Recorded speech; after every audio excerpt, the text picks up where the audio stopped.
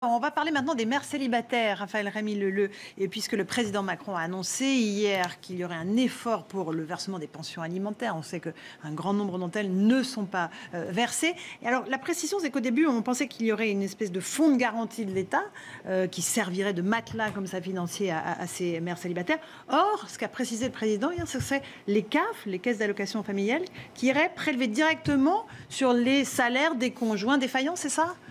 C'est pire que ça. En termes de confusion, hier soir, on a eu l'impression que le pouvoir découvrait la situation des familles monoparentales, oui. À savoir en fait de plus de 3 millions de femmes qui vivent seules avec leurs enfants. Il y a plus de 85% des familles monoparentales qui sont constituées de femmes avec enfants. Donc on parle bien de femmes qui sont dans des situations de précarité et notamment plus de 350 000 de ces familles qui ne perçoivent pas la pension alimentaire. Dès 2014, il y a eu la création d'une garantie pour le paiement de ces pensions alimentaires. En 2016, on nous a dit que ça allait être... Alors ça, c'était en 2014. En 2015, on nous a dit que ça allait être intégré dans le plan pauvreté sous le gouvernement Ayrault.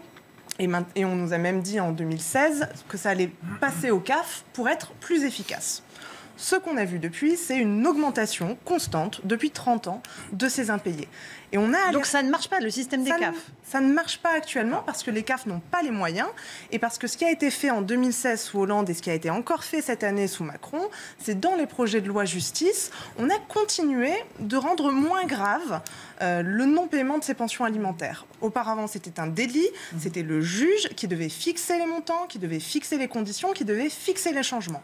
On passe tout ça aux CAF qui sont déjà noyés et ensuite on s'étonne que ça n'arrive pas, que l'argent n'arrive pas. Donc ce qu'il faut aujourd'hui, c'est en effet s'inspirer du modèle canadien, où le non-paiement des pensions alimentaires est un délit, où il peut y avoir des conséquences judiciaires, mais également un prélèvement direct sur salaire par l'administration fiscale. Et non pas par les CAF. Vous êtes d'accord avec ça, Carl Ollier ? Je pense que c'est effectivement